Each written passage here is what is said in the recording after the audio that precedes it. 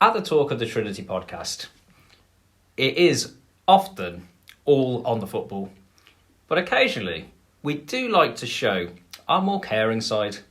And this week, we are celebrating an anniversary, a third anniversary, and we are traditionalists, so we know what gift we're going to get. First year is paper, second year is cotton, third year is leather. So at the Talk of the Trinity podcast, we've had a whip round, and to celebrate Dean Smith's third anniversary, we've got the best leather gift we could possibly think of. Unfortunately, our lawyers have told us that the Royal Mail will not deliver our leather-bound gift, so instead, listen to us talk about Dean Smith.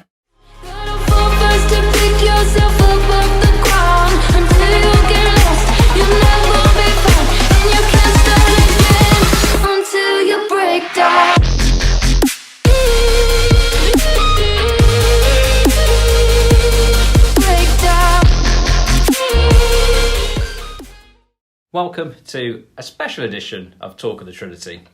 I'm Baz Barrett, with me is Will Forrest as always, and today we're talking about the third anniversary of when Dean Smith came into our lives as Aston Villa manager. We've managed to avoid the restraining order by the leather gift being kept at the depot.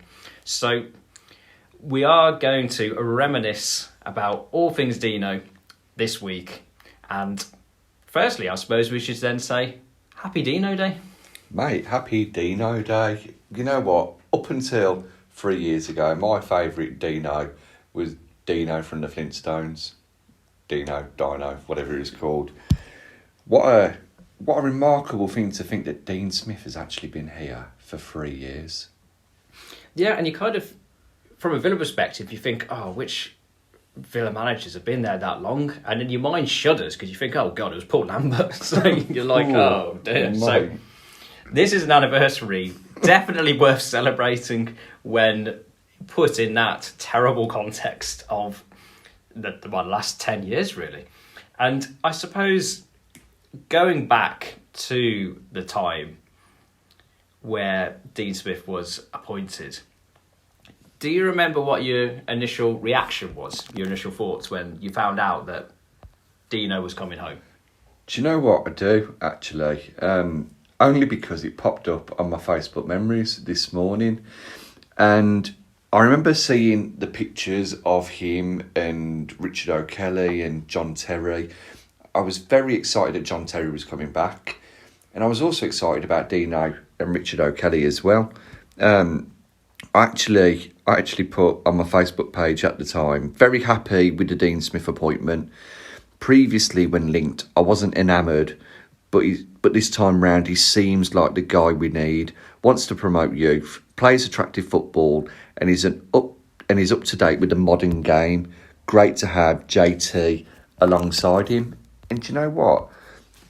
I think in hindsight, I was pretty spot on with my analogy of what he would be like, really.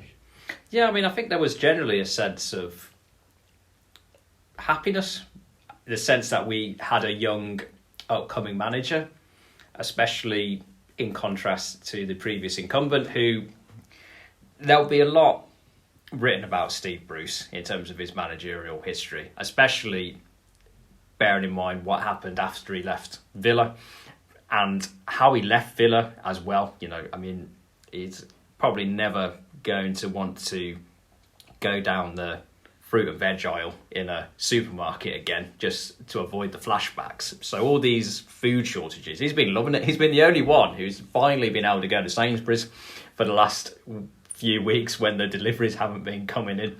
Did they ever give you your cabbage back?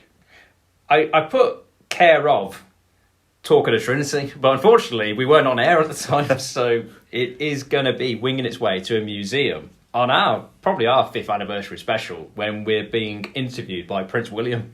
Oh, nice. Yeah, you're okay as things, as you know. Yeah. In terms of Bruce, because you sometimes have to go a little further back to understand kind of what came afterwards. I don't think he has a very good reputation with Villa fans now.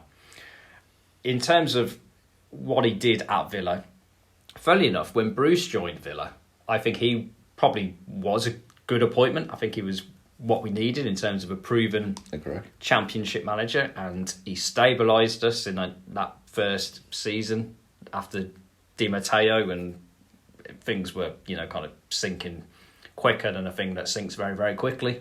Then second season, 90 minutes away from the Premier League, and new owners came in, which, in a repeating theme for Bruce, the expectations ramped up when you have owners with quite a bit of money, because not very many new owners of a club come in and go, you know what I want from the team? I want it to play really defensive football. I want everyone behind the ball. Let's try and win every game 1-0. I mean, well, it worked for Mourinho, I guess, but he was always on borrowed time, because that team he had at the start of the season where Smith got appointed was probably the most attacking team that we had in terms of the players, and we were just playing really dour defensive football, and we weren't winning, which is the big difference. You could play defensive, rugged football and win, which is what we did for most of the previous season. But as soon as those results begin to dip off, then the writing was on the wall, and the writing was on a cabbage, unfortunately. So Smith, coming in with a reputation as an attacking manager, did a great job at Brentford in his time there. I mean, really turned them into a championship force, and I think a large part of where Brentford are today is because of Dean Smith, and I think Brentford fans don't underestimate his contribution to their success. So a manager who had a track record of playing attacking football, not necessarily in terms of the biggest stars, which with Villa over the last few years previously in the Championship have been kind of trying to attract the big players, hadn't worked in terms of the ultimate get the club promoted. So to try something different, and something that had been successful at other clubs, and there was a feeling Smith, obviously a Villa fan, coming home, even though we were still and maybe slightly arrogantly kind of thinking that Villa is a big stage, especially in the Championship, in terms of a big club. Oh, what can Smith do with a bigger canvas than he was going to get at Brentford?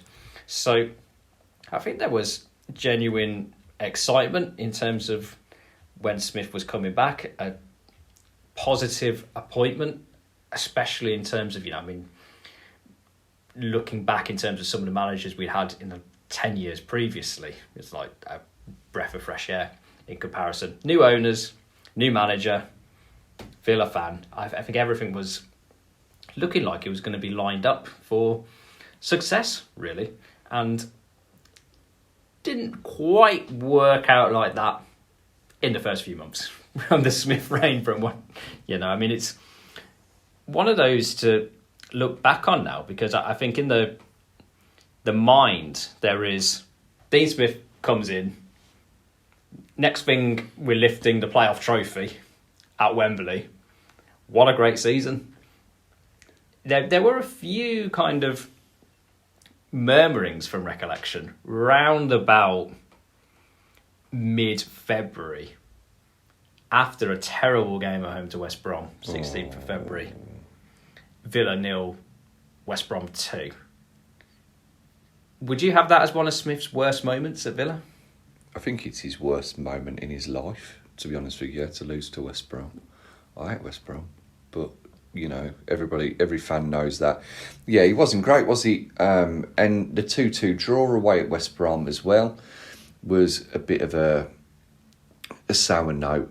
I mean, West Brom, to be fair, probably dominated a bit more, and El Ghazi got those two very well taken goals for us. But that 2-0 defeat at home, I think that's when a lot of Villa fans really started to think, okay, it might take a little bit longer than this Messiah coming in and getting us straight up. It might take him another season.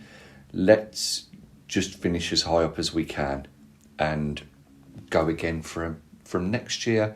Hopefully we still have Grealish in the Championship. We've got McGinn. We won't have Abraham, but surely he can reignite Jonathan Kodjia.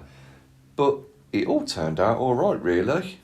Yeah, I mean, in terms of the early days, with goals all over the place, 4-2, home to Blues, 5-all at Forest, and it's feeling that attacking side is really coming out. But yeah, that kind of horror show at West Brom was like, well, it doesn't matter how many you score if you can't defend. And, in terms of, obviously we played Sheffield United, where we drew 3-3 goals in the last 10 minutes to get the draw. So I remember thinking after the West Brom game, similar to you, it's like, yeah, this isn't happening this year. We're comfortably, going to meander into a mid-table finish, really, and then just hopefully see where we go in the summer. You kind of got to talk who's going to be left kind of on the playing staff. Is Grealish going to be going that summer if we're in the Championship? Probably. The parachute payments stopping from the Premier League. So, yeah, I think there was certainly a few feelings of, this isn't going to be as easy as what we thought it was going to be. And out of adversity can come triumph, because just less than a month later, probably goes down as one of Dean Smith's best moments as Villa manager. Previous week we'd beaten Derby 4-0 at home. Then we had the matter of a little trip across the road to see our local rivals. And before the game, I think another thing that gets overlooked is that Blues are actually doing well in the league at that time. I think they were above us in the table, or we were certainly, kind of 9th, 10th, that kind of area together. So they had Gary Monk in charge, who, to be fair, I thought it was a decent managerial appointment at Blues. Even Gary Rowett. Well, I think he'd gone by then. So, Gary Monk. They did have Gary Monk. I do apologise. They just love Gary, in terms of, obviously, Gary the Snail from SpongeBob nowadays for her. Yeah, Gary Gardner. But in terms of, I remember going into that game, there was a feeling of, that 4-0 win we had a previous week against Derby was a real kind of tonic we needed just in time. But I think there was a real kind of apprehension about going to Blues. I mean, Derby games always have their own kind of edge to them. Form, all the cliches, form goes out the window. But you won't hear us praise Birmingham City very often on our podcast. But I'm going to put out a thanks to Birmingham City. In particular, kind of two sections. I'm going to put a thanks out to that. I don't think you can call him a fan, although I think there was a debate after the game as regards how much of the fan base would have done the same thing, who ran onto the pitch to, I would say, take a punch Grealish, but, I can make certain jokes about being a yard away and still missing in terms of that, maybe summing things up. I think in terms of, obviously, the Blues fans, or a lot of them, loved it. I think, that's kind of something that was overlooked in terms of the time, thinking, there was a lot of cheering and chanting about it at half-time, about how great it was from the home fans. But I'm going to thank him, because as soon as that happened, I got on my very cutting-edge phone, whereby, you put the pennies in and dial the numbers round. Did my credit limit to say to anybody who, whether they wanted to listen or not, Grealish could have scored a winner here. And sure enough, one of those moments, Grealish banging it in, voice goes, cheering in delight, we win the game. And that really gave us the momentum for what turned into a 10-match winning streak. It did. I think, we also forget that there were 3 Midlands derbies on the trot, and that was the third of the 3, if I remember rightly. I can't remember who played the week after Blues, but we had Stoke and we drew 1-1, and there were rumours that Deano went into the dressing room at half-time and absolutely bollocked them and told them that they weren't playing well enough to wear the Villa shirt. We drew 1-1, which was, we felt it was a good result at that time because of the run that we'd been on. Then we smashed Derby 4-0 with that blistering first half performance. But it was at that time, and I'm sure I'd have said it to you, I definitely said it to quite a few people, with Grealish coming back, I said, Grealish needs to be the captain. You need to put that captain's armband on to him, go, look, we haven't got much time here. but just lead us as high up the table as you can. You love the club that much. Go and lead by example and be our captain. Be the captain of the club that you love. And, wow, it worked. To treat that volley from the Glenn Whelan corner. Who'd have thought Glenn Whelan could have put a ball exactly where it needed to be? Well, all Villa fans after he did against Preston in the 3-3 draw. Yeah, precision. Precision Whelan. Yeah, and as you say, I remember because my lad was in hospital that day. He hadn't been very well. Going in, and whilst he was chatting to his mum, I was having a little look at how the Villa were getting on. I remember going, Grealish has been punched. He's been punched in the back of the head during the match, and saying he's just scored the winner. I think everybody with a brain cell, Blues and Villa fans, knew that Jack Grealish was going to score the winner, and I don't really think anybody begrudged him the fact that he scored the goal, especially after what had happened. Now, there's rumours that the fan that punched him was actually a West Brom fan. Wouldn't surprise me at all. But the one thing I do always think about that goal is, how on earth did it actually go in? Because he didn't hit it very hard with his left foot from the edge of the box, went through a crowd of players and just went past their goalkeeper.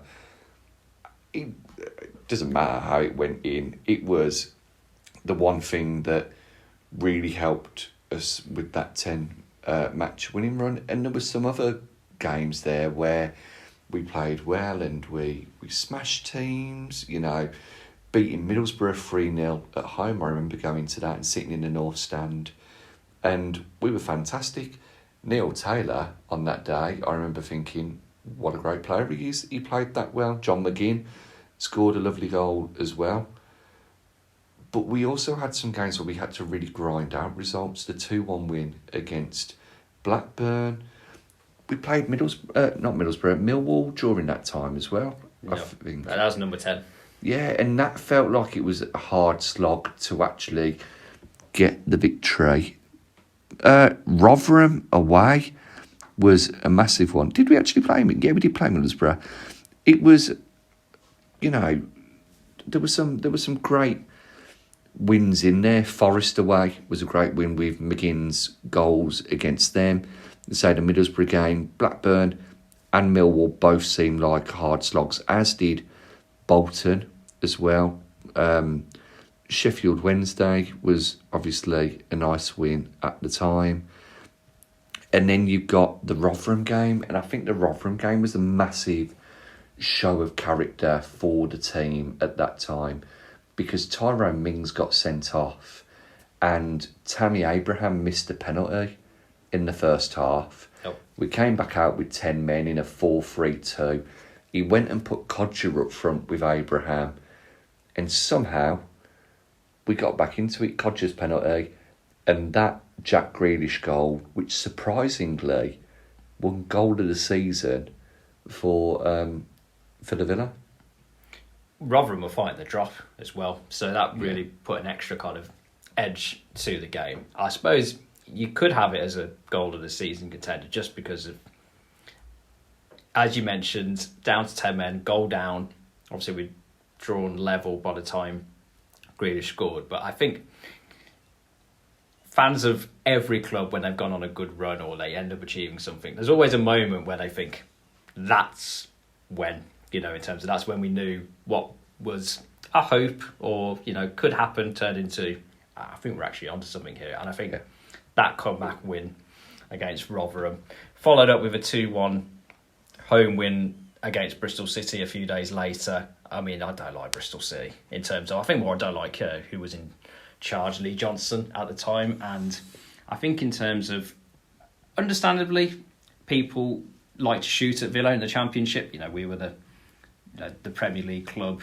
People may have called it arrogance. People kind of thought we had a right to be in the Premier League. But Bristol City really seemed to take a dislike to us in terms of, and from memory, we always used to bang them. So I think that annoyed Bristol City even more. I mean, in terms of one of Bruce's last games earlier on in the season, I was there away at Bristol City on it. I think it was a Friday night, 1-1. I think it ended. Not a great game in the grand scheme of things. I mean, in terms of personal anecdote, not highlight.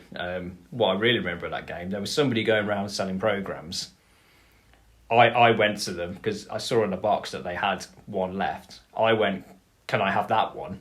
And they said no, and then sold it to somebody else kind of walking past. So I kind of said, "I want a program," and they went, "Oh yeah, we're going to come back with some more." So I saw them about 20 minutes later down the front with some more programs. So taking a break in the play, I did run all the way down the concourse to go and get my program. They're like, "Oh, I was going to come up to you." You weren't, were you? Come on. Let's be honest about that.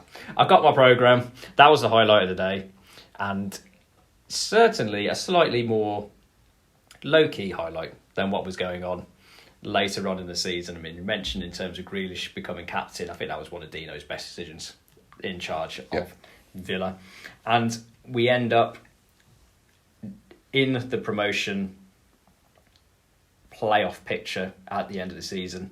We had some fun with Leeds away in terms of, I think that's, I don't know if that's a good or a bad moment, depending on kind of your recollection of that event. It wasn't a good moment for Pontus Jansson. I think he got sold shortly after that. Oh yeah, I remember I was doing a FA Level 1 coaching course at the time, and remember people saying, "Oh my God, have you seen what's happened?" And then getting to see it afterwards.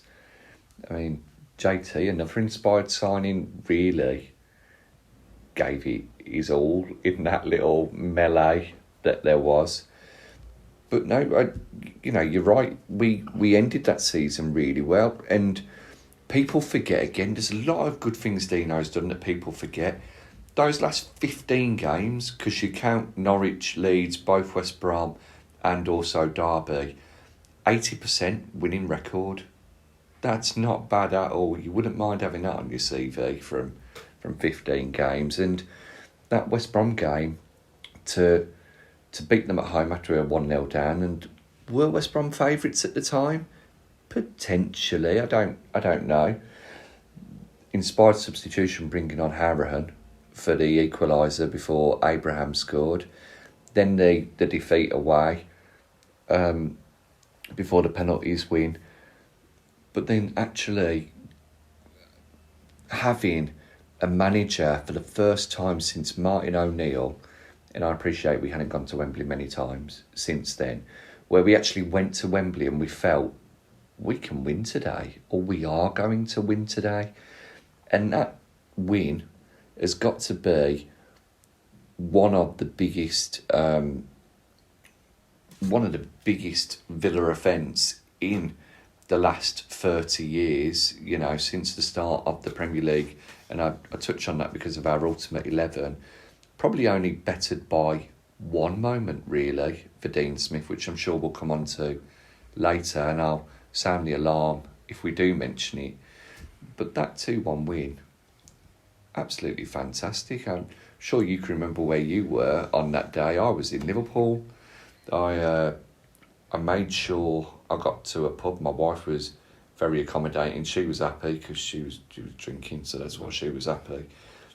But winning 2-1, all she had, all in her ear for the rest of the night was "Sweet Caroline, fuck the Blues." Man, you're ahead of the curve. That was before it became the mainstay that it was in Euro 2020. Yeah, man. I remember where I was because I was there. So in terms of, I remember going down on the coach, and the bit, if you've been to Wembley in the coach, you park at the ground or kind of nearby to the ground, and it's always that last mile, which always takes about an hour kind of to get in there. And we were stuck in the bit where you could see the car park. It's like you could have got out and walked in about 2 minutes, but we're in the coach for about at least 20 minutes to get there. There's a sea of Villa fans, there was a green area, on the pavement, kind of also already in the car park. It was, a real kind of party atmosphere, and that's, I suppose, one of the things fandom's all about, feeling that you're part of something bigger than you individually. And I think because we're playing Derby, we were favourites, I'd say. But as you said, in terms of going there thinking that you're going to win and be able to handle the pressure, it can be two different things. In terms of when I saw the Derby team, I was quite happy with it because I don't think they got it tactically right on the day, which I think helped us. But, in terms of, there's always the memories of the previous season where we were there in the final and didn't really turn up, I don't think, in that final against Fulham. I mean, if we would have got an equaliser for extra time, it couldn't have been too controversial about saying we didn't deserve it. But I don't think you could say we deserved to win that game against Fulham.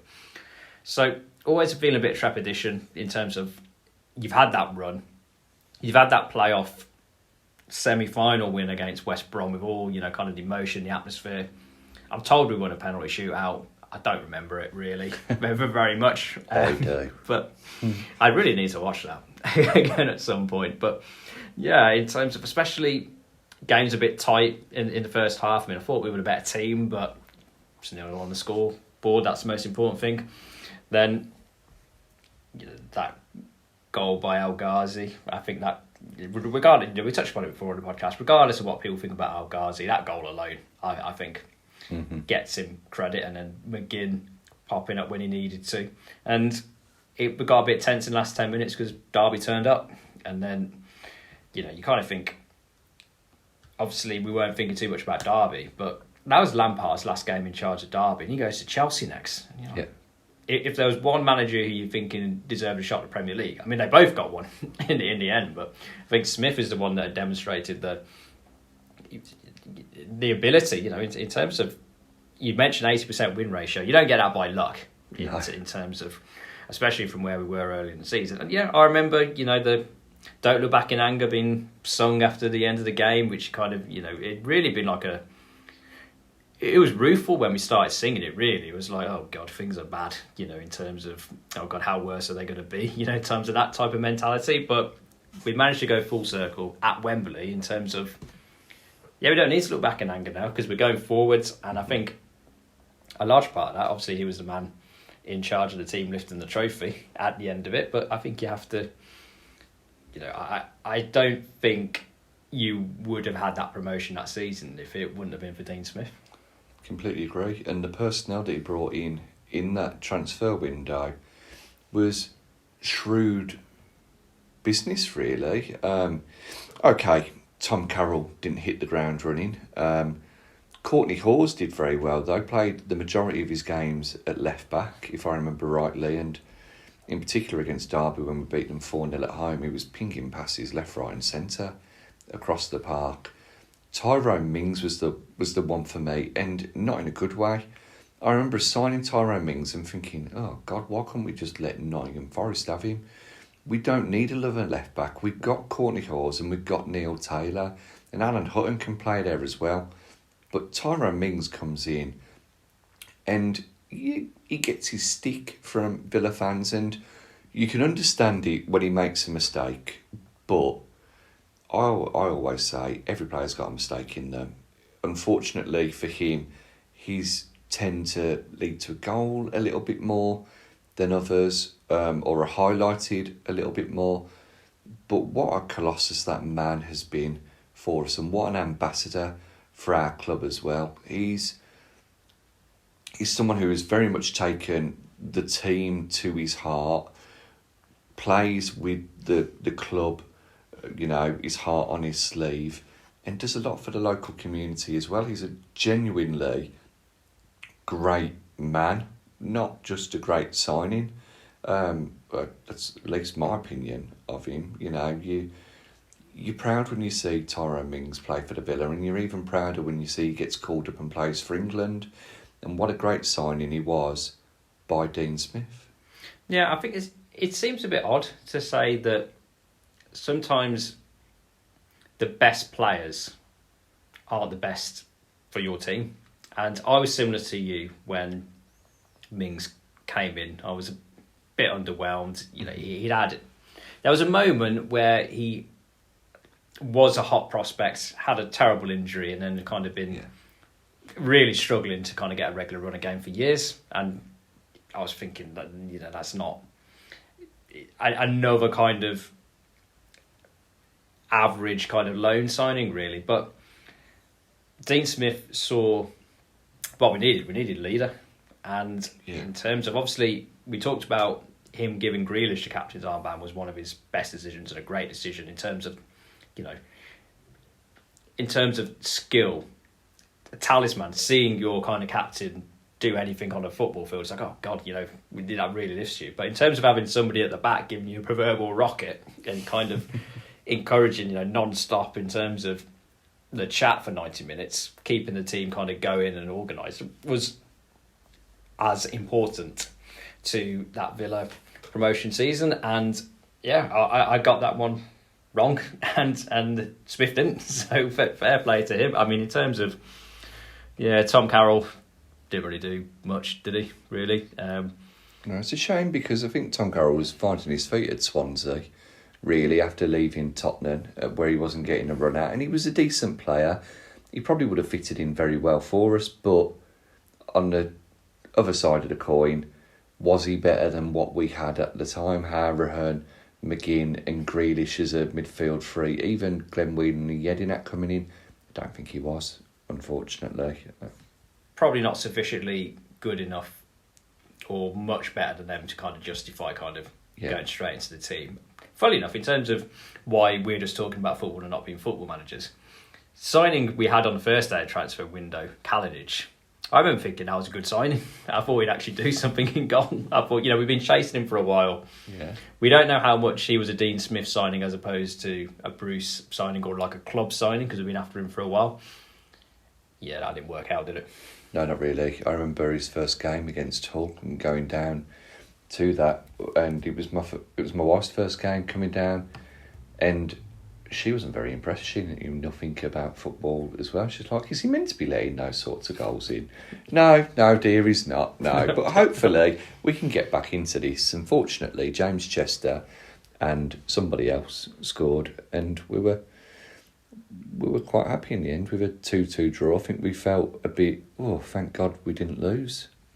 Yeah, and it's always slightly worrying where you're thinking, thank God we didn't lose because of the goalie. I mean, I remember in terms of, it had been a real problem position for Villa going back a few years. I mean, in terms of, Nyland started the season in goal for Villa.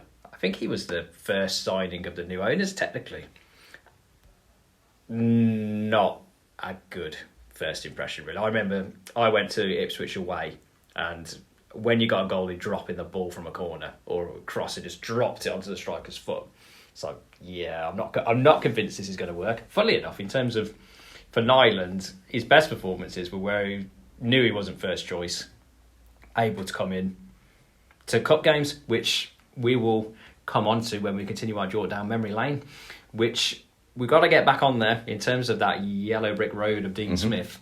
Taking us, we mentioned kind of the transfers in the season whereby we got promoted. The big story of the summer in terms of gearing up to the first season in the Premier League, from the outside perspective at least, was we did make quite a few signings. What gets overlooked, certainly was overlooked at the time, was in terms of the fact that we had no players. So unless you plan on playing, anybody who just turns up 2 hours before the game, get them in, then we did need to improve. Well, it wasn't necessarily to improve the squad, we just needed a squad. And then, obviously you're hoping in terms of quality that you end up getting yourself a Premier League team. But in terms of that summer of transfer window activity, there was a lot going on. Yeah, I think it was 13 players, wasn't it, in the end, that we signed. But as you say, we didn't have anyone, and pretty much anybody that we sold went out on a free transfer. You could argue that there were a couple of the older heads who probably could have stuck around and helped the lads, even if they hadn't played much, even if they'd been restricted to playing in the cup win over Crewe or other games, that they'd have helped out. The only one really who got released that you thought, I'm a bit surprised about that, was maybe Alan Hutton at the time, because you thought, oh, I suppose he could play at right back or left back for us. He's still young enough to play in the Premier League, but alas, he was deemed surplus to requirements. Yeah, they were bold calls, and you could have seen the club going a different way, having a couple of the older pros, a 1-year deal.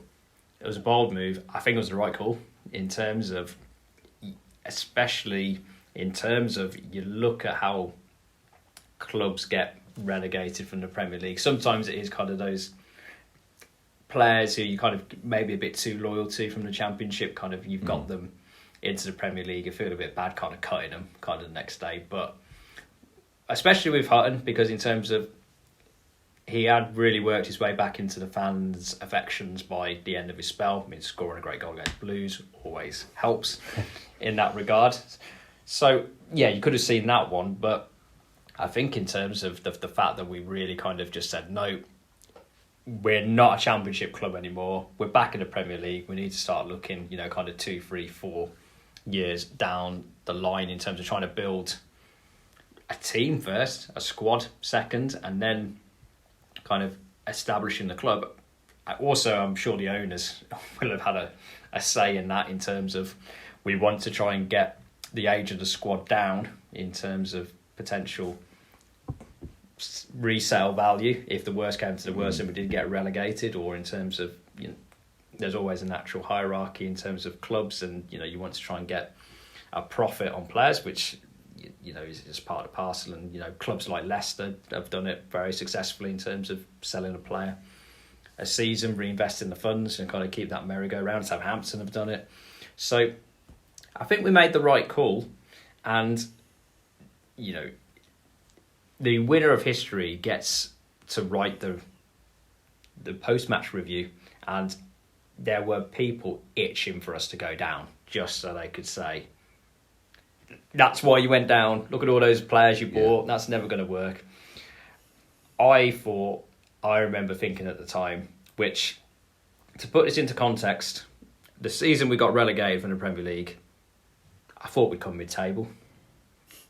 The start of this season, I thought we'd come mid-table. And then I was, kind of didn't quite go to plan, really. I mean, I remember in terms of the first home game of the season that I went to was, and also our first home game back in the Premier League, Bournemouth. I remember having to queue up for half an hour to get on the ground. Never had that before, kind of at Villa. It's mad. This is a real atmosphere. It was a hot sunny day, which by law, the first day of the season at home always has to be sunny. Yep. Didn't exactly go to plan, really, in terms of, was it 50 seconds when we conceded the penalty? And it was a penalty from what I can remember. And Harry Wilson, 2 up, 12 minutes from a nice assist from Douglas Luiz. It's this wasn't in the script. This isn't the way it was meant to be. No, I remember going to that. It took my wife to that one as well. And I remember going, we've got this great goalkeeper. It's going to be brilliant. We're going to beat Bournemouth. Look how great Tom Heaton is. And within a minute, I was like, mate, what on earth are you doing? Josh King scores that penalty. Harry Wilson, as you say, scores the other one because he allegedly shouted leave to Douglas Luiz as the ball was coming to him, so he dummied it. But Douglas Luiz showed us a glimpse of what he was about later on in that game. Yep, great goal. Absolute perler, wasn't it? From some distance. And that lifted Villa Park, and that just showed you what Villa Park could be with the right belief, with the right team, and with the fans on side. But I do think that Deano really stepped away from his beliefs in that season, because we weren't playing on the front foot as much as we had done in the Championship with the high press, and that we seemed to go more defensive and try and beat teams on the counter, which you can understand going back up to the Premier League. But I think it left a lot of Villa fans confused and a little bit upset, and we didn't have the greatest of results. Okay, we beat Everton, we picked up a couple of other wins, Norwich, everybody beat Norwich. when we beat Brighton, it was a bit of a shock that we'd actually beaten them at the time. And then leading up to the Leicester game away, I want to say at Filbert Street, he wasn't there, is it the King Power? You really started to worry for Deano. It really felt like the end was near, and thank you for all you've done, but we need to go and get somebody in now who will keep us up for these final few games and do what a lot of teams have done before and go and get Sam Allardyce in on a short-term contract, whether that's the right thing for the club or not. I think in terms of the first few months of the season, we were kind of keeping our heads above water. I think that Brighton game, Brighton were down to 10 men for most of the game, and we got a last-minute winner, Matt Targett. We were getting performances, but they weren't always necessarily translated into results. I remember we played decent away at Arsenal and lost late on. Liverpool at home, we were winning and lost late on at the end. And when we were, kind of that kind of constant run of not being able to hold on to the results did kind of eventually take its toll. I mean, you mentioned the Leicester away game, which I'll come on to. We played Leicester at home in December and we were absolutely torn apart. 4-1. It could have been 6-7 for Leicester. I mean, Jamie Vardy had an absolute field day. I think there were defensive mistakes again galore, which was a common theme. I remember we ended up we lost away at Sheffield United. I know they were having a very good season, but I think Grealish missed a penalty. Hit the crossbar. Yeah. Then Southampton at home, where McGinn got injured after about 3 minutes. I mean, that was a massive blow for us that season, McGinn getting injured. And, a fella by the name of Danny Ings scored twice that day. I mean, in terms of... I've seen Danny Ings score probably 4 or 5 goals at Villa Park. None for Villa yet, all for the opposition. And, we beat Norwich home Boxing Day. There are a couple of moments which increasingly became important when it came to the business end of the season. Away at Burnley on New Year's Day, wearing that, it divides opinion. Lovely kit. I like it. Great kit. Jack Grealish, in terms of, unfortunately, big effects in the short term. Heaton, Wesley, both getting injured on that day. I think in terms of Heaton, I thought he was a solid goalie. I mean, in terms of, sometimes you get beat by the better man. And I think in terms of Heaton, he got injured. Martinez came in the summer. And it's like, I don't think there was anything wrong with Heaton. I don't think he was terrible. It's just, he got beat by Martinez, fair enough. Wesley, he kind of began to play. He scored against Burnley on that day, began to play his way in form. But again, because of the injury he's got, we'll go on when we talk about transfers in more detail, but I think his time's gone. We had a goal disallowed, didn't we, because of his heel in that match, if you remember. That was... I also remember in terms of that day, I had the flu. So that was a real... it was a struggle on the field. It was a struggle off the field as well. I mean, you got in terms of... We've been focusing on good moments. Bad moments, that horror show at home to City, where we lost 6-1. Danny Drinkwater. Again, we're going to come on to transfers. It still gives me nightmares in terms of that performance and what followed next. I mean, in terms of what became absolutely vital. 2-1 Watford, 21st of January, 95th minute winner. I was in the Doug Ellis. I don't go very often to the Doug Ellis. I enjoyed it. In terms of all the people around me left, there is the moral of the story. Never leave the game early. Did it hit Tyrone Mings? I mean, it could have come off the ref for all I knew where I was up in the air. But little did we know at the time, that was it. Before lockdown, that was our last win. And, we ended up having a bit of a horror show again against Spurs, 3-2, a last-minute winner for Spurs, another terrible mistake. I remember going away to Southampton the following week, 2-0. for Southampton, probably one of the worst performances I've ever seen from a Villa team. We were dreadful. I remember you asked me if I wanted to go to that. I'm pretty glad I didn't go, to be honest. Yeah, I mean, we're going to do a series in terms of away days. That is going to get a mention, but not in a positive way. And bringing it full circle to the game you mentioned a few minutes ago, at home to Leicester, away to Leicester even. Leicester 4, Villa 0. I saw that game and I thought we're down. There was no chance in terms of we were, you know, I mean, Reina was in goal. He was terrible. If it wouldn't have been for lockdown, we would have been relegated. I agree in terms of maybe Smith wouldn't still be at the club because there would have been a feeling of he's out of his depth. You know, just my recollection of kind of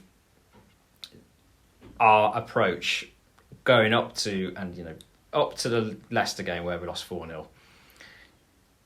It's maybe slightly different to yours in terms of the way we set up. It was that we were just defensively naive in terms of we weren't closing games down, and our defensive record was terrible. And I know in terms of, we've mentioned very much the attacking side of Dean Smith, and I do think there was an element of focusing more on that end of the pitch in the Premier League, trying to score goals rather than get it tight at the back, because it's one of those age-old debates in terms of, for a promoted team, is it scoring goals or is it stopping them that will decide whether you stay up or down?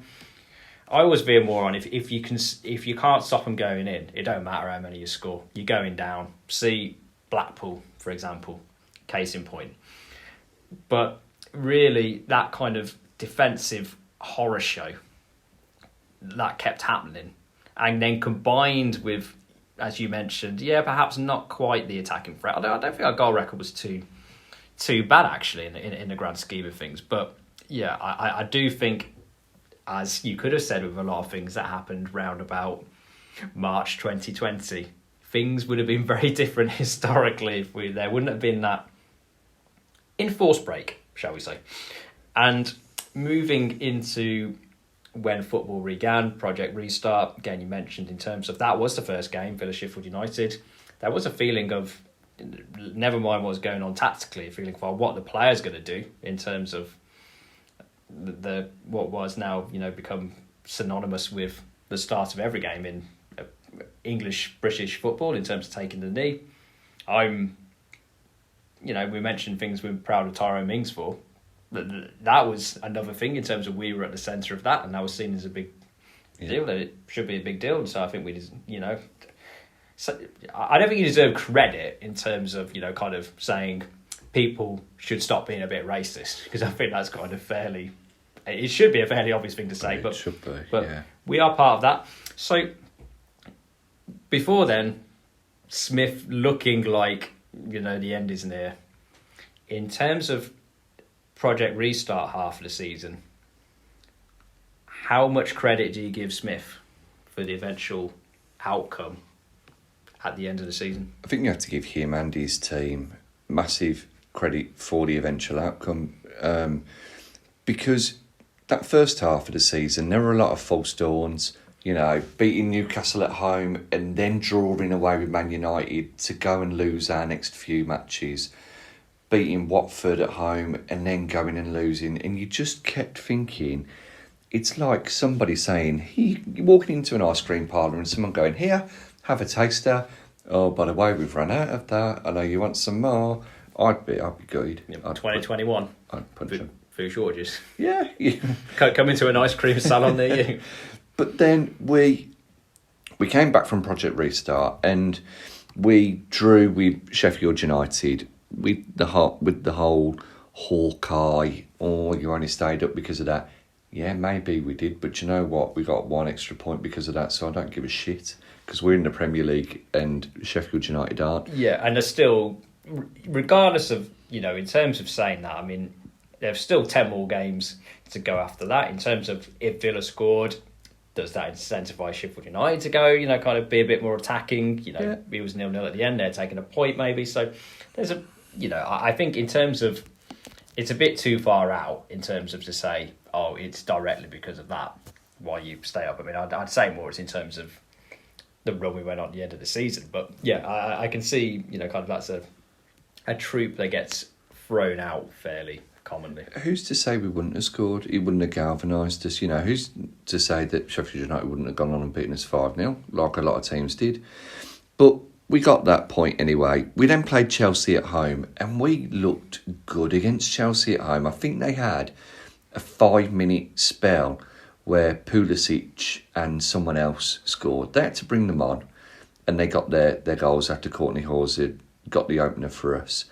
We then draw 1-1 away at Newcastle, and I remember thinking, why on earth is he bringing El Mohammadi on? Well, we know why now, because he got our goal for us. Wolves away, Wolves at home, Liverpool away, Man United at home, and you're starting to think, okay, well, the writing is on the wall. And then up steps Mohamed Trezeguet. And what a last 4 games he had for us. He banged them in against Crystal Palace.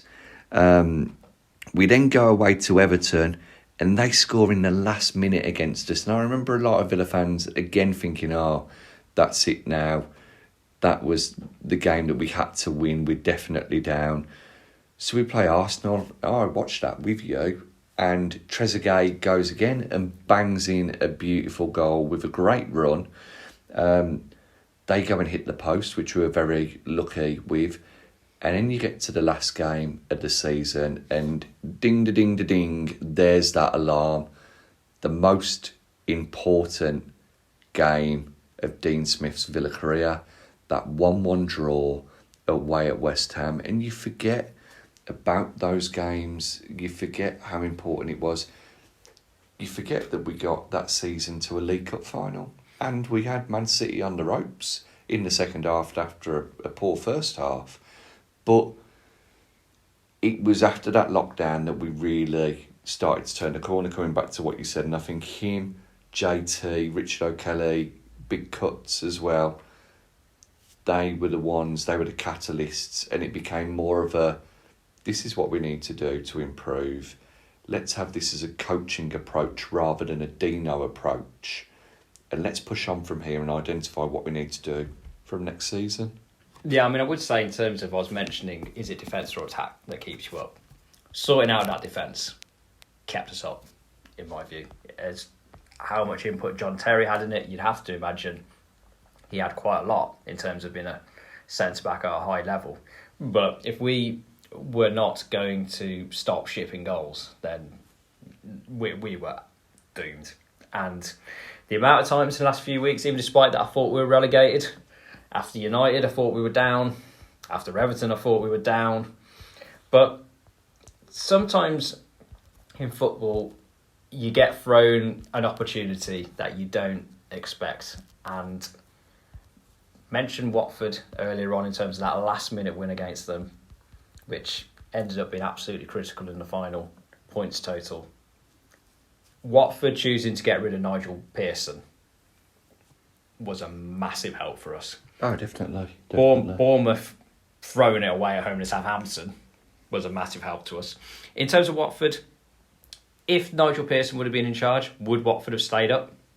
I mean, they had Man City at home, Arsenal away. Maybe not. I don't think you can say that would have been the decision. Was getting rid of him to have the reserve manager coming in to be in charge of that game for Man City. And that game was directly before the Villa-Arsenal game. So yeah. I know there's always talk about, we don't watch games, kind of when we're getting ready for our game. I guarantee somebody at Villa would have been watching that game in terms of seeing what was going on. And seeing Watford get absolutely banged by City, which again could have happened under Pearson, but you got that mentality shift of, we got rid of this guy. What have we got? We've got to have something else to kind of justify it. They had absolutely nothing, Watford. So I think that game was a real massive lift ahead of the Arsenal game. And I think that was probably our best performance of the season. I mean, mentioned some other games, talk about the cup run, but in a real clutch game whereby it was shit or bust, that game. We've been given that opportunity, which perhaps we might not have got otherwise through others, and we took full advantage. I thought we were a better team, obviously biased. I thought we deserved to win. And I know you mentioned in terms of obviously Arsenal had some opportunities which on another day could have gone the other way. And that brings us to that day in East London, West Ham Villa. There's some moments, yeah, you have them in terms of life, football, any sport where, you know, as long as you can remember things, you will always remember them. And that Grealish moment, when that goal goes in, I'll always remember where I was. I'll remember how I reacted. I'll remember how the person I was with reacted in terms of a mixture of shock, terror, fear, because I think they were enjoying a book when that goal went in. And in terms of supporting clubs, we got to a cup final, as we said. Football, ultimately, you can say, is about winning trophies in terms of that success. But in terms of moments that mean as much to a club where there isn't a trophy on the line, that was probably the biggest Villa game of my time supporting Villa, that game, because we don't win the game, we go down again after a year. You're kind of thinking, oh God, kind of what's potentially going next. Grealish goes 100%. Yeah. And you think, oh, all that day at Wembley the previous year against Derby, oh God, that was all for nothing. I think Smith might have walked in terms of rather than be sacked, because it's like, oh God, I've kind of given it all and, you know, we couldn't get over the line. So people say that in terms of we'll try and downplay the achievement of it. It was probably one of the lowest points totals ever to stay up in the Premier League. We did it, you know, kind of perhaps through other teams kind of maybe falling over their own shoelaces. I don't give a shit in terms of that. You look at it in terms of West Brom get so much credit for what's called the Great Escape. That's the greatest escape ever. Yeah. Ours is. So, yeah, if you actually look at the West Brom, you kind of think, oh, they must have won all their games kind of at the end of the season. They didn't. They did nothing. They had the record low total. I think they were the lowest, you know, kind of, we were the kind of second lowest or near that since then. It was because everybody else was even worse. That's the reason why West Brom stayed up. So it doesn't matter how you do it. You do it. You kind of put it in the bank. 8 points from the last 4. Undefeated. Clutch play. You got to give Smith a huge amount of credit. And, you know, in terms of, you got memories in terms of, you know, we've alluded to the cup run a few times. I think Leicester, that second leg, semi-final, I mean, I was delayed going to the game. I had to run to get there before half time, otherwise I would have been knocked out. You kind of think, well, some things kind of sum up why you're a sports fan and why people who don't like sport think you're an idiot. And trying to explain that, oh, I was on a train that was delayed for 2 hours, then somehow getting to Aston kind of after 35 minutes of the first half, having watched what I could on my phone, and then having to run to get there for half. So most people think, you are an idiot. Why didn't you just watch that at home? You know, kind of all that. But there for that 90th minute winner, you're like, well, firstly, if you're being incredibly self-centred, you say, if I wasn't there, we wouldn't have scored. I'm not quite that self-centred, but you look the other way, and it's like, oh, well, I would have missed that if I wasn't there. And you kind of, those moments in terms of being a fan kind of add up. In terms of the final, we got battered first half. In terms of that, we got a goal out of nothing. Remember when John Stones was crap? That was kind of in that game. And I think in terms of, sometimes you see a goal go in like seconds before it does, and you know it's hitting the back of the net. I am still convinced that Engels' header's going in. I mean, I will watch it 100 times and that is still going in. You get some extra time. Who knows? I think in terms of that cup run, it was a nice added extra, because realistically speaking, I don't think people expected us to beat City. I didn't think we'd win. We gave a real kind of good account of ourselves in that final. After the first 30-40 minutes, we could have got an absolute pasting that day. I mean, memories in terms of the FA Cup final against Arsenal, where we didn't turn up and got pasted. So I think in terms of the cup run, hopefully gives the fans a bit of confidence. So yeah, we can compete with these teams. We just need to do it regularly, kind of in the league. Yeah. And eventually, we just about managed to turn it round, keep ourselves up in the Premier League. Bye Watford. Oh dear, Troy Deeney, who's a sad boy in terms of on the pitch at the end of the season. What a shame. So we were celebrating at the end of that season. There wasn't much time to savour it, because shortened pre-season, probably in a situation, just as an aside, you'll never see again. Pre-season games where you're not entirely told in advance who you're playing or what the score is, kind of at the time, taking, a while. So that was crazy. So we're moving into 2020-21 season. Smith, he's kept us up, great collaborative effort, as you said, with the coaching staff. Going into that season, first game of the season, what were you thinking in terms of Smith and what we've been doing in those few heady weeks since we stayed up? I'd have taken 15th that season. I'd have wanted to have seen... Actually, no, I tell a lie. I'd have taken 16th that season or 17th with a point better off than we were, as long as I saw an improvement. And I think it goes to show how far we've come. Without jumping the gun too much, that this year we finished 11th and we got one extra point. Despite what I might say on another podcast, I wouldn't be too happy with that. I'd want to see proper progression. I am the first to admit, I didn't think much of the Watkins signing. I wasn't too enamoured by Cash either, especially after having Gilbert. But both of those two have turned out to be very, very good Premier League players. I think the best signing we made, who is someone who has gone on to prove that they are world class, and he has proved it because he's got the go-to football saying it, is Emi Martinez.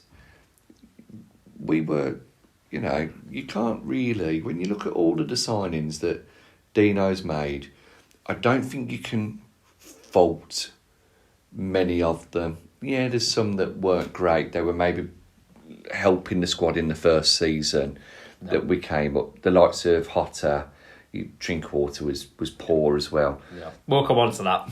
But when you've got players coming in and you think, well, they all need a year to really settle into the Premier League, or they need a season, the likes of Nakamba and Douglas Luiz have shown that you do need that. They do need that time to bed in. But last season defied all expectations, and we showed that we could mix it with the big boys. I mean, who's going to forget the 7-2 win over Liverpool, the 1-0 win away at Leicester, away at Leeds as well, after Leeds had absolutely spanked us at home.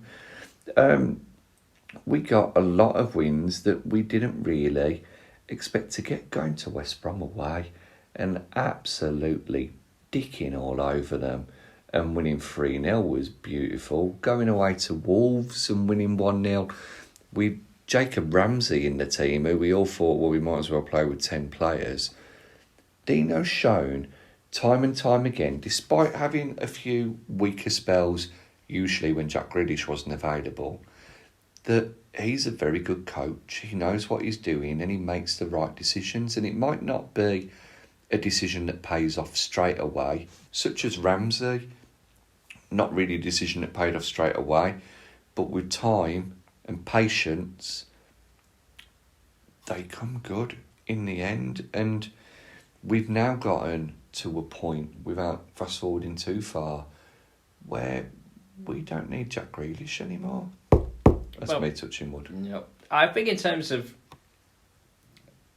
the COVID outbreak, I mean, obviously we mentioned COVID helped us the previous season, if you can say that phrase. It derailed our season in 2020-2021, because even New Year's Day, we lost to Man United 2-1 at Old Trafford. Should have scored in the Keenan Davis, should have got an equaliser. We'd drawn away at Chelsea previously, and that's on the back of a good run. You mentioned some results. We beat Wolves away, West Brom away, beat Palace on Boxing Day, drew home to Burnley, where I think we probably had about 85 shots and somehow still didn't win. But yeah, that really came at a bad time for us, and we just weren't able to get that consistency again. I remember we lost away at Man City, where we were robbed in terms of that offside that wasn't given. That absolutely ridiculous. Yep. And yeah, the rest of the season just couldn't get that consistency going. And we had the highs in terms of the first half of the season. I mean, you can talk about signings, hit miss, over a period of time. Some take longer than others. If you're going to do a signing of the month, watching Ross Barkley destroy Arsenal away, you're kind of thinking, in tandem with Grealish, thinking, man, this is going to be good here. Injured the very next game at home to Brighton. That was it, really, in terms of Barkley, unfortunately. We finished the end of the season well, win away at Spurs, win at home to Chelsea. I think the big teams that we beat during the course of that season, I think the mentality will serve us well going forward. I know there's going to be an asterisk over that season because of the COVID situation. Pretty much all of the games been in front of no fans. But even despite that, being ours, we beat Liverpool, did the double over Arsenal for the first time in probably nearly 30 years. Yeah. Beat Chelsea. Those games, instead of going in there thinking, oh man, we're probably going to get pasted if we only concede 4, I think we're going to do well. Some of the games kind of, last season defensively not looking great. So to be able to go to those places, stand up and be counted and get the results, even though kind of by the end of the season, in terms of Liverpool away, you knew that was happening. That was a very Villa losing in the last minute situation. I mean, I think it was the Man United. Was that the game where Fernandes kind of fouls himself, or was that the no, that was the season before? I mean, it happens. I see him fall over so often. I just kind of forget. In terms of there were some disappointing results, but I think in terms of some great ones as well, as you say. And I think bringing it kind of to the Smith impact, as we mentioned, that season will go down for some of the signings. Really going to be integral parts of the team for years to come, and also him growing into the role of a Premier League manager. Yeah, I mean, beating Liverpool emphatically, beating Chelsea and drawing with them as well, doing a double over Arsenal, beating Tottenham. They're all big statements of intent, as was beating Leeds at the time that we beat Leeds. Going away to Everton and beating them 2-1 away when Grealish was only just coming back to full fitness. It was very much statements of intent, as in, well, if we can do this season and we do the same next year and we bring in the right signings rather than loads of signings, then we can kick on again. And we've discussed this season a lot of times, obviously, through the podcast, and we hope it's a good one. But you look at what he's done overall, and Deano's done a fantastic job. He there's 2 bits that are reminiscent to other managers for me, and you'll chuckle at the one. He reminds me in some ways of a better upgrade on Tim Sherwood, in the fact that he came in, he said a load of the right stuff. They had the same approach. He got some wins to start off with. It didn't go to plan. But then Sherwood got sacked. Smith carried on, did really well. They had the money ball approach each. Smith embraced it. Sherwood didn't as much. And then the other one is when we got up into the Premier League, it's very much that Graham Taylor, Andy Gray, with the whole Andy Gray saying to Graham Taylor, you need me to stay here because I'm an older head and I can help these youngsters, and Graham Taylor saying, no, I'm quite all right, thank you. I'm going to stick with the youngsters. And those older players all leaving on free transfers and bringing in the Nakambas, the Wesleys, those players, Tom Heaton's, and building on from there. Yeah, I mean, you're not going to get a disagreement from me from saying that Smith is a better upgrade on Tim Sherwood. I mean, certainly in terms of how much, I suppose, is where we'll differ. But yeah, I see the similarities, in terms of that. Sherwood had a better July. That is true. In terms of, I think, Sherwood came in, funny enough, even though Smith came in when Villa won the Championship, Sherwood did come in at a low rep. I mean, in terms of the Lambert years had kind of sucked the life and the joy out of it. And there was stuff going on off the field in terms of, the chairman and all that type of affair. If Sherwood hadn't come in when he did, we would have gone down that season. Unfortunately, only delayed the inevitable for another season. I think it's a good point in terms of Smith sees himself as a coach, and so in terms of his job is to work with the players kind of that he's given. I'm sure he has his input in terms of which players he wants. Like Brentford, they got a way of doing things. They've got the Moneyball approach in terms of the way they've been doing things there. So Smith was very used to that.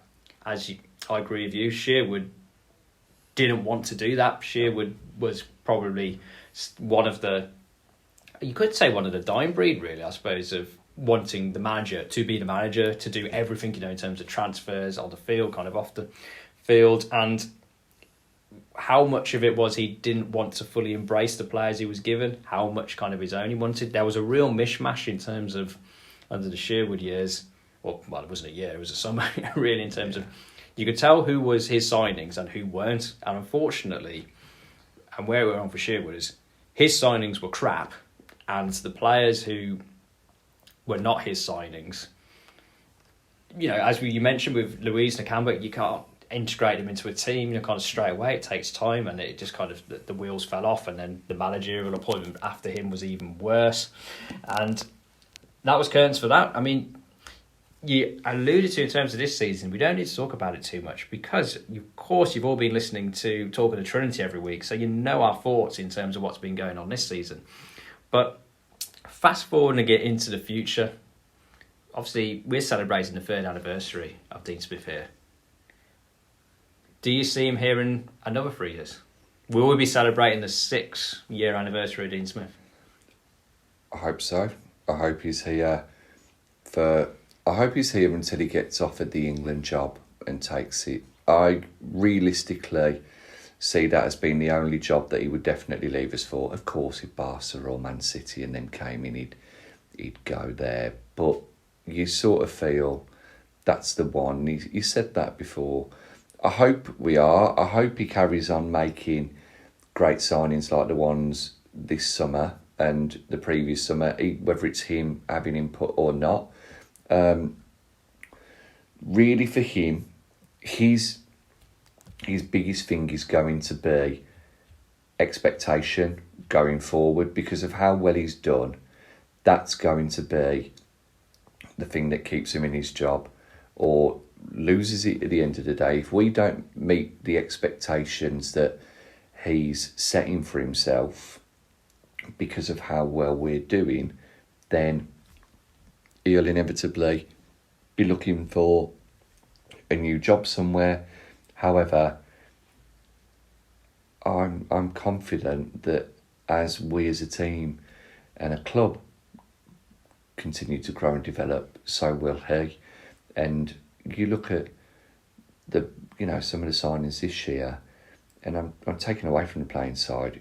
You got O'Kelly left, JT left, and he's brought in Danks and he's brought in McPhee, and they're different to what JT and O'Kelly were, but they seem to be something that's working for us. There's loads of emphasis on our set pieces at the moment. Why not? Why shouldn't you get a set piece coaching? He's a dynamic coach, Dean Smith is. And if he can continue in the vein that he has done, then 3 years from now, 6-year anniversary, when we've got our 84 million followers on Twitter, then he'll still be here and he'll be calling us up and going, lads, I'd love to be on the show. Thank you very much for having us. Yeah, but we'll have to go, sorry, we're around the Queen's gaff. Been invited over. William again, what are you going to do? I think in terms of, I suppose in an obvious sense, if he's still in charge in 3 years, it means he's done very, very well. Yeah. And I do agree with you that it's going to be managing that expectation, which is going to be the key, or more aptly, that increasing expectation. Because I think in terms of what is acceptable in terms of, or deemed acceptable from season to season, is only going to increase depending on the amount of money that we're going to spend, which we've invested since we've been in the Premier League. You'd have to assume we're going to continue to invest. I mean, in terms of just a couple of set piece players a season now, rather than kind of the supermarket sweep perhaps we had to have when we came up in the Premier League. But realistically, I think this season, I don't think he gets a free pass, but being able to show that there's life after Grealish, as long as we don't end up looking like we're in a real kind of relegation dogfight or get some real kind of hidings, I think it will largely be okay. Next season, that's not going to be good enough, I think, for the owners, especially when you got new kids on the scene in terms of Newcastle. They're going to be gearing up to spend some money. That's not going to happen overnight for Newcastle. I mean, it took Man City a few years. So we're going to have to take advantage of the head start that we've got in terms of going for Europe. If we are qualifying for Europe next year and we're playing European nights under the lights at Villa Park in 2022, 2023, or 2023, 2024 more realistically, then I think he'll still be there. And being a Villa fan doesn't automatically give you the right to have the job because, well, we'd be managing the team, of course. I've turned it down once or twice. Yeah, I mean, you had, other football manager saves on the go, so, couldn't be doing that. But I do generally look at it, and I think it's partly because I haven't spent too much time considering the alternatives. I generally don't see, at this stage, realistically, who else you would get in terms of... I know there's a couple of names you could throw in, but in terms of names who, for me, I'd be there going, yeah, I'd have him over Smith. I struggle to think of any. I can think of, if we got rid of Smith, if he got sacked, then yeah, I would have them. But I think that's a slightly different nuance on it. And there's nobody who I can think of is like, clear the desk out and get them in. And, I think in terms of long may that continue, really. And, I'm positive about having Dean Smith in charge, and I'm hoping that we are celebrating that 6-year anniversary whereby the gift is sugar. So our lawyers are advising us that we should just say we'll give him a bar of dairy milk. In terms of that, I'm going to be honest with you, if he's here in 6 years and he's got us into Europe, I'll give him some sugar. Yep. Yeah, you can say that if you want. Our lawyers do one. I don't care. I'll be there. I'll be giving you over Twitter. There you go. So 6-year anniversary, late and live edition. Tune in for Will giving Dean Smith the sugar. So swiftly bringing matters to a conclusion. We've talked about various players that we brought in terms of Smith's transfer records. You've got a list of every player that we bought or kind of brought into the club under Dean Smith. And we're going to do a quick kind of initial reaction of hit, miss, gut reaction, maybe a rating if we feel about it. But, just kind of in a short, sharp burst in terms of the players who've come in, kind of our thoughts on him. So, okay, who have we got? So, hit or miss, or a word to describe the signing. Okay? Yep. Lovre Kalinic. Miss. Waste of time, unfortunately. I mean, I don't really know why we bought him if we weren't going to play him. Freddie Gilbert. I think he's a good player. I think Smith doesn't rate him for some reason, but I would have him in the squad, definitely. Tyrone Mings. You have to say hit, in terms of, we mentioned, kind of brought in a bit of a surprise, but yeah, he's definitely proved his worth. Courtney Hawes. Hit, just he scored the winner at Old Trafford. Tom Carroll. Yeah, miss. Unfortunately. Another lone midfielder from Spurs who was crap. Wesley. You have to say a miss, unfortunately, for the money we spent. I mean, I think he was just getting into form before he got injured, but yeah, I don't think he's going to be first choice for Villa on Dean Smith's 6-year anniversary. Dougie Louise. Hit now after a shaky start. Matty Target. I think the jury's out on that, to be honest. I think his first season was very good. Last season was good. Bit up and down this year. Solid. I'd be going hit, I think, for him. Esri Konsa. Hit. Marvellous Nakamba. I think he's been a hit. I think he's underrated. I mean, I think in terms of, it took him a while to get going. Always difficult, struggling team. But yeah, I think he's a very good squad player. Trezeguet. Hit. Kept us up. So no issue with that. Tom Heaton. I think it was a solid signing, but he just got injured, and I don't think he left because he was crap. It's just because we just got somebody better. Bjorn Engels. I liked him to begin with, but too many clangers at the end. If he would have scored that goal against Man City, maybe different, but yeah, unfortunately, we just moved on. 19 games, didn't realise he played that many for us. Hotter. Miss. No good. Anwar El Ghazi. You'd have to say hit. in terms of the goals he scored and because, that playoff goal. Mbwana Ali Samata. I mean, he wasn't there long enough. I mean, he scored in the cup final, but obviously Smith saw something that ushered him towards the exit door fairly swift. If you're getting rid of somebody in 6 months, that's generally a miss. Boya Baston. Miss, absolutely terrible. Pepe Reina. Miss, terrible. Oh, I'd say hit for him. I think he played a big part in the end. I know he's a bit dramatic at times, but yeah. Danny Drinkwater. What's worse than a miss? I mean, probably one of the worst players I've ever seen for Villa. Matty Cash. You have to say hit. I mean, he has a tendency to give away a penalty or two, but yeah, solid. He proved me wrong. Ollie Watkins. You have to say first season hit. It'd be interesting to see if he can get it going with Ings. Then I think a really, really good bit of business rather than just a good bit of business. Emi Martinez. What's better than a hit? I mean, I think in terms of signing, that's his best signing. The greatest. Yeah, completely agree. World class. Bertrand Traore. I'd say a hit. I mean, I thought he was slightly... I was like, oh dear, I don't remember him doing very well previously in the Premier League. I thought we'd overpaid. But yeah, I think he's a very good player. Yeah. Ross Barkley. If he hadn't have got injured, he'd be playing for Villa now. But after he got injured, that's why he hasn't been able to get a career. So I'm not going to say a miss because, he's got some great moments. It was just what might have been. Morgan Sanson. I think the jury's out on him. Yeah, to be fair. Then these ones we're going to go for this summer based upon what you've seen of them so far. So it's only 3 or 4 games for some. Buendia? I think he's a decent player. I mean, I think, in terms of... I wouldn't be looking there thinking, oh, God, what a terrible signing. I think he'll do all right for us. Ashley Young?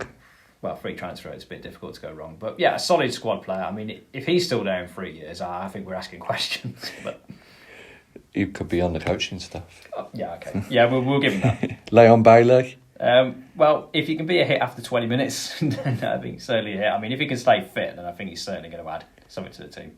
Danny Ings? I think a lot of people we talked to, and us ourselves when we signed him, kind of thought, how the hell have we got him? So just for that alone, you've got to say that's a hit. I mean, just hopefully he can work out with Watkins. And then lastly, just to round it all off, Axel Twanzebe.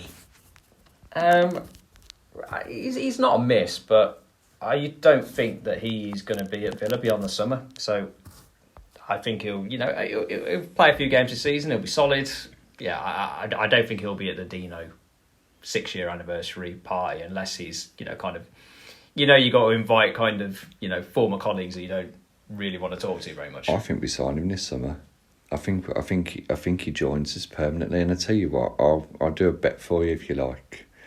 Bit of a big bet. If Axel Twanzebe doesn't sign for Villa in the summer, I will buy you the new Villa home or away shirt, whichever one you want. Man, if he does sign, you do the same for me.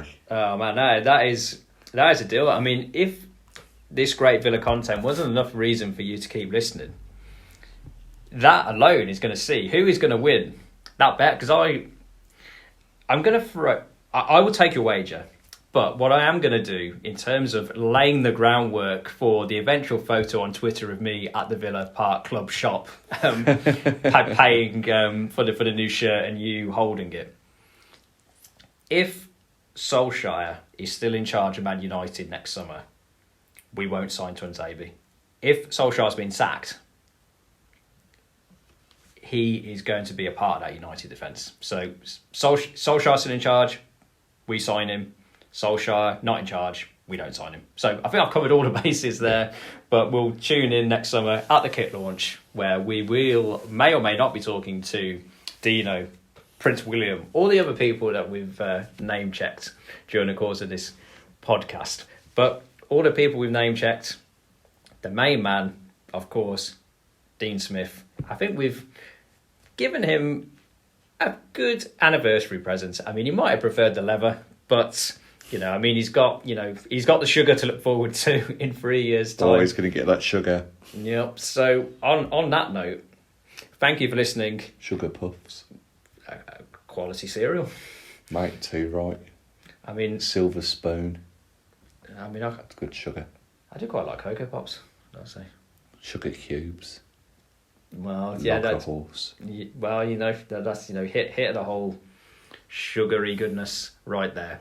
And if you want more goodness of the Villa variety, then go onto our Twitter page at Talk Trinity. Go onto the YouTube channel at Talk Trinity. We're on Spotify, Amazon, may or may not be on Apple. I think we're on a wide array of Stitcher, we're on there. I mean, just go on a scavenger hunt. I mean, in terms of just see how many different versions of the podcast that you can find. Interact with us on Twitter. Let us know your Dean Smith memories. And we will be back sooner than you can go 3-year anniversary birthday cake with our Wolves preview. So listen to that. Watch out for that later on in the week. And we're going to have a special guest star. Unfortunately, it's not Prince William, sadly. or Deano. Yeah, I mean, you will have to listen to see who it is. I think it's going to be a really good episode we've got lined up talking about Wolves. But speaking of good episodes, all good things must come to an end. So this is where we are going to bid you goodbye. So thanks for listening to our Dean Smith special. I'm Baz Barrett. With me has been Will Forrest, as always. Up the Villa. Cheers, Tar. Thank you very much, Sugar. Up the Villa.